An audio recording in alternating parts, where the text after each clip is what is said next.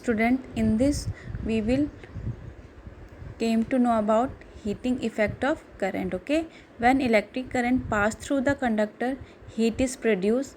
Large current will produce more heat. Okay, if current will be the larger, then more heat production will be there. The change of electrical energy into heat energy is called heating effect of electrical current, because by the effect of electrical current our electrical energy is converting into the heat energy. Okay, now we have explanation. We know that we connect a battery or a cell to our circuit in order to create a source of electrical energy. So we know that battery or cell, there will be a chemical reaction in which potential difference will be created at its two terminal, positive and negative. Electrons will come in motion to flow current through resistor. We know that when there will be the flow of current, there will also flow of electron. Okay, by the flow of electron, then current will be there. So to maintain this current, the source has to keep expanding its energy. Part of this energy is consumed in useful work like rotating of fan. Means we know that in our houses we use different types of appliances or different types of gadgets. In order to operate them, in order to function them, we use electrical energy, and the part of this energy is consumed in useful work, for example like rotating of fan, and rest of energy of source is converted into heat that raises the temperature of gadget, because we know that if heat will be there, then the raise in the temperature will be there. So this is known as the heating effect of electric current, and this effect is utilized in devices such as electric heater, iron, etc. in order to produce heat for different type of functions. Yes, now we have mathematical expression how we came across the different formula for our heat. Let us suppose that a current I flow through a resistors of a resistance R and for time t, then the potential difference across the resistance is V. We have V equals to W upon Q. We know that work done per unit charge. So from here we get W equals to V upon Q. Now we know that power equals to work upon time. Rate of change of work done is known as power. So from W equals to VQ, we can put here VQ in place of W and upon T. And we know that I equals to Q upon T. So in place of Q upon T, we will put I. So we get the formula V equals to P equals to VI. So we can see heat energy supplied by the source for time T will be, we know that power equals to energy of work upon time. Yes, and so here we came to know about H equals to PT. So because work energy will be there, work will be there, and work is will be there, so energy, heat is also a form of energy. So we can write H equals to PT. Okay, in place of energy we are writing heat energy. So we have equation 1 and equation 2. Now we will put the value of equation 1 in equation 2. In place of P we will write Vi from the 1. So we get H equals to VIT. Again it is understood that H is written in the place of energy, because we know heat is also a form of energy. We know that by the Ohm's law V equals to IR. In place of V we will put IR, and then we have IR into IT, which will converted H equals to I square RT. So from here we came to know about a formula, that is H equals to I square RT, and this is known as Joule's law of heating. This H equals to I square RT is known as Joule's law of heating. Now Joule's law of heating, if a current I flows through a conductor kept across a potential difference V for a time t, the work done or the electrical potential energy spent is W equals to VIT. Okay, because in place of this we are writing work done will be there, definitely energy will be there, then heat is also a form of energy. So in the absence of any other external factor, this energy is spent in heating the conductor, and the amount of heat produced is H equals to VIT, as we have seen that how we get H equals to VIT in mathematical expression. Now we have for resistance R, we also have a formula H equals to I square RT. This is the Joule's law of heating. Okay, this is the Joule's law of heating. So we can say that by this formula, this relation was experimentally verified by Joule and is known as Joule's law of heating.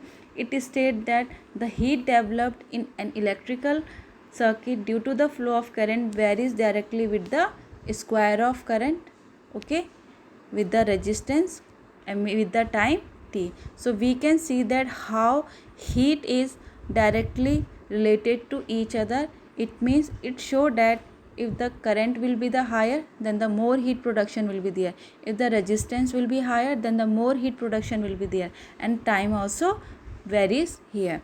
So we can see here that how if the resistance of the circuit higher, then it will also create lot of heat. So we can see that how heat is directly linked to resistance. So heat also depend on various factors like resistance, that is temperature, area, length. So we can say heat also depends on length, area, temperature and nature of material. We can say resistivity here, and it also depend as same as resistance depend, because we know heat is directly related to resistance. So again we will recall about the resistance effect. So we can see if more length, then more resistance will be there, more resistance will be there, more heat will be there. With area it varies inversely. So we can see that how if less area will be there, then more resistance will be there, and more resistance means more heat will be there. And the nature of material, we have what? We have resistivity. If higher resistive material is used like our alloys, so we can say that more resistance will be there and same more heat production will be there. Yes. Now uses of heating effects of electric current. We know that the heating effect of electric current is used in electrical appliances like electric heater, electric iron, electric room heater, immersion heater, electric kettle, hair dryer, etc. All these appliances have a coil of wire called an element by which we are able to produce the heating effect. When electric current flows through the element, it becomes hot and gives out heat. So from here we can also see that the amount of heat of a wire depends upon material length and thickness, as I also explained in the previous slide. So we can see that how coils are here. Okay, so by this we can see the heating effect is producing in this, and then we are able to use these appliances. Now application of heating effect of electric current, we have explanation. Used in electric iron, used in toaster, oven, heater, etc. Second, it is also used in bulb to produce light. Filament of bulb is made of strong metal with high melting point such as tungsten, and its melting point is 3380 degrees Celsius. So this filament can retain as much of the heat generated as possible to become very hot and emit light. We can see that how the tungsten have high melting point, and by the help of this high melting point we are able to use this in filament of the bulb, because it will resist more heat, and then how the electrical energy converted into heat energy, and it will produce light, to the our bulb. Okay, now it is also used in the fuse connected in an electric circuit. Fuse is a safety device that protects the circuits and appliances by stopping the flow of high current. The wire of fuse is made up of an alloy metals such as aluminium, copper, iron, lead, etc. The alloy should be of low melting point and high resistivity.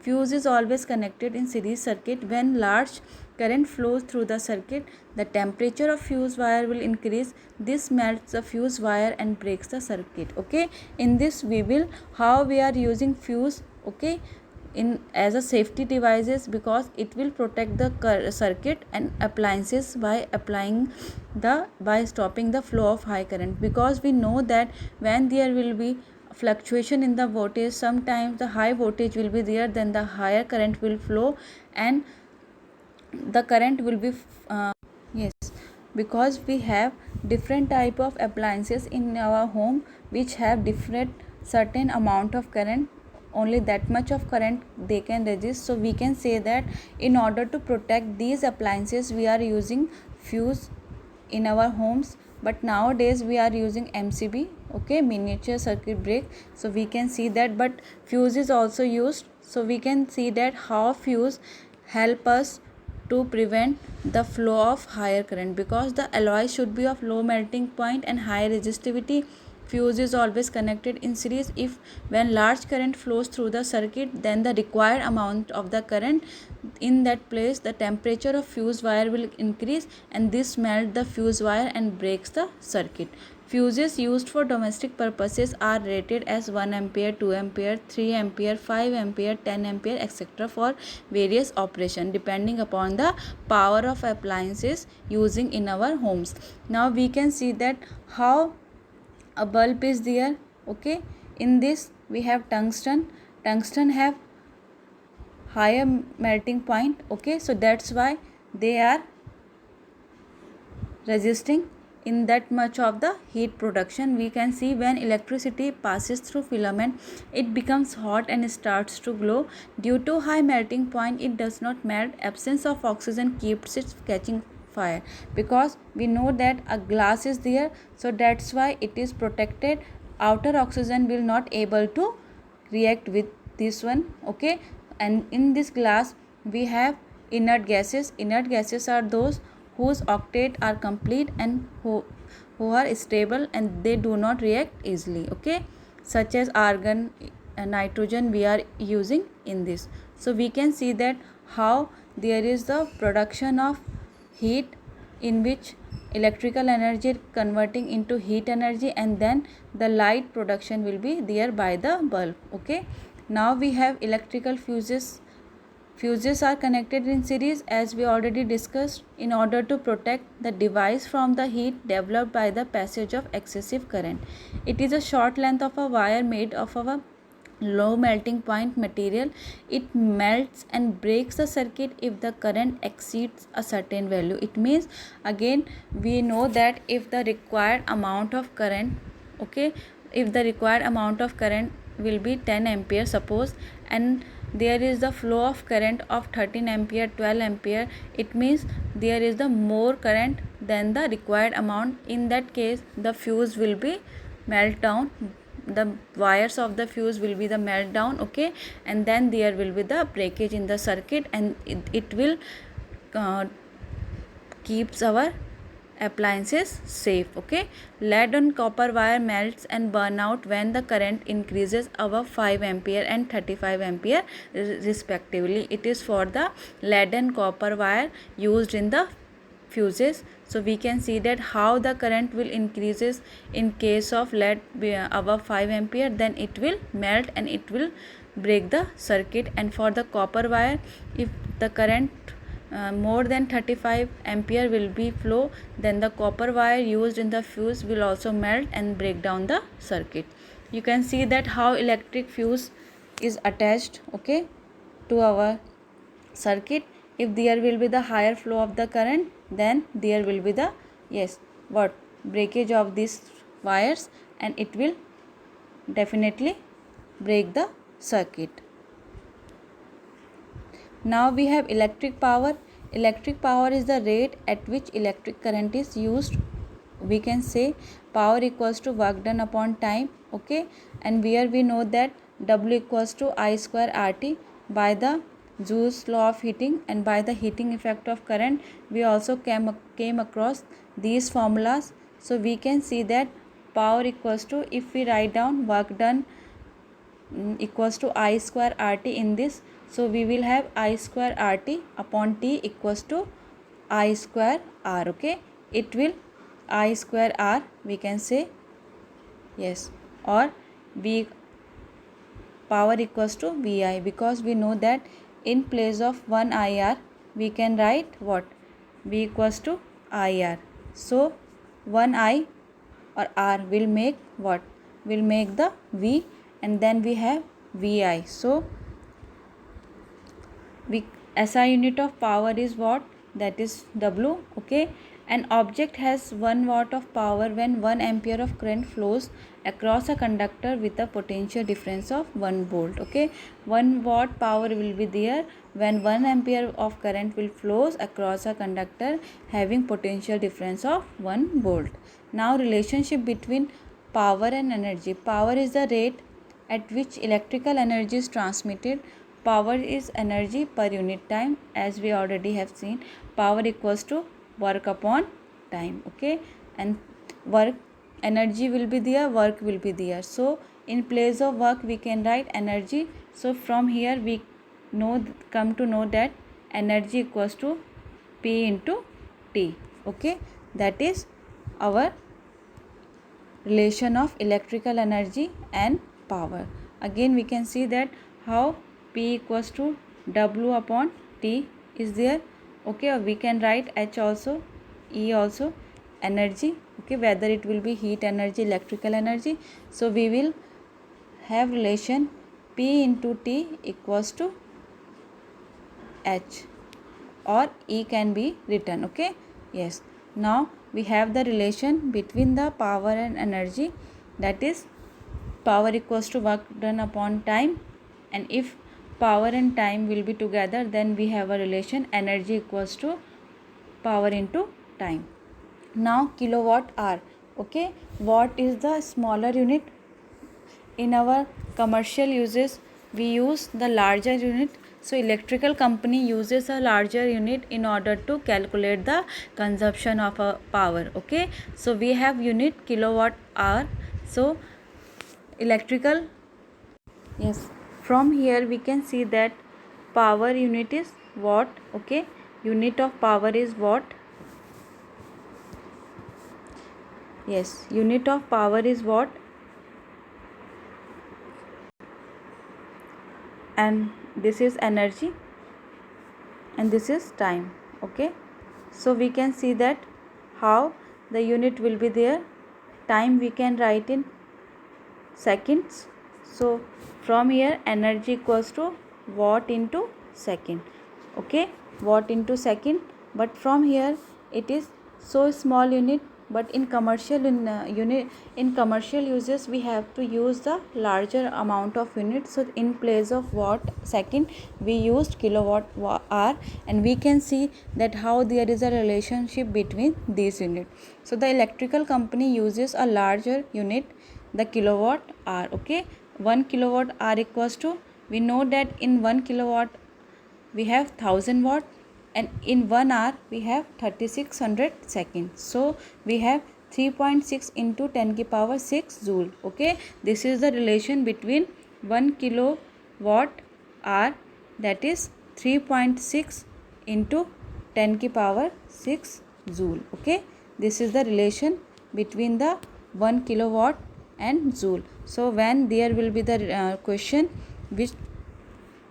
which need the answer in the form of this relation kilowatt and joule, so we can see that 1 kilowatt hour equals to 3.6 into 10 की power 6 joule. Any formula for P can be substituted into the formula P equals to I square R or equals to I square RT, because we have different derivation, different mathematical expression by which putting we can apply the formula. So we know that power equals to work upon time. So from there we can get the energy, that is power into time. And if we put the value of energy equals to P into T. Okay, so P into T. So from here we can get the value of our energy. Okay, if in place of P we will put, yes, E equals to P into T. In place of P we can put I square R, as previously we also seen, so, and into T. So it will provide E equals to I square RT. Yes.